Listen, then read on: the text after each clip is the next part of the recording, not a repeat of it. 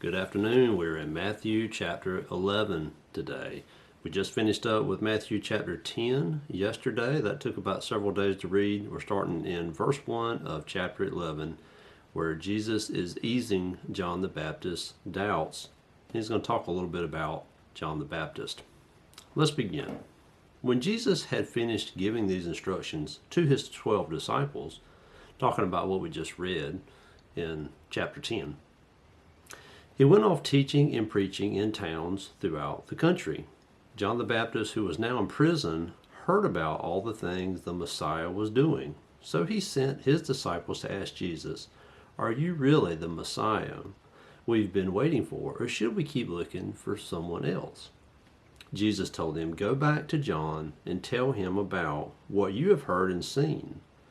The blind see, the lame walk, the lepers are cured, the deaf hear, the dead are raised to life, and the good news is being preached to the poor. And tell him, God blesses those who are not offended by me." When John's disciples had gone, Jesus began talking about him to the crowds, meaning he was telling the crowds about John the Baptist a little bit. "Who is this man in the wilderness that you went out to see? Did you find him weak as a reed, moved by every breath of wind? Or were you expecting to see a man dressed in expensive clothes?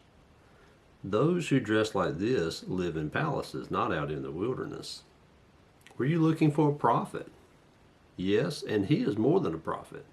John is the man to whom the scriptures refer when they say, 'Look, I am sending my messenger before you, and he will prepare your way before you.'" And you can find that in Malachi chapter 3, verse 1. "I assure you, of all who have ever lived, none is greater than John the Baptist, yet even the most insignificant person in the kingdom of heaven is greater than he is. And from the time John the Baptist began preaching and baptizing until now, the kingdom of heaven has been forcefully advancing, and the violent people attack it. For before John came, all the teachings of the scriptures look forward to this present time. And if you're willing to accept what I say, he is Elijah, one of the prophets, said would come. Anyone who is willing to hear should listen and understand. How shall I describe this generation?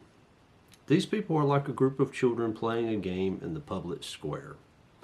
They complain to their friends, 'We've played wedding songs, and you weren't happy, so we played funeral songs, but you weren't sad.' For John the Baptist didn't drink wine, and he often fasted, and you say, 'He's demon-possessed.' And I, the Son of Man, feast and drink, and you say, 'He's a glutton and a drunkard, and a friend of the worst of sinners.' But wisdom is shown to be right by what results from it." God bless you today.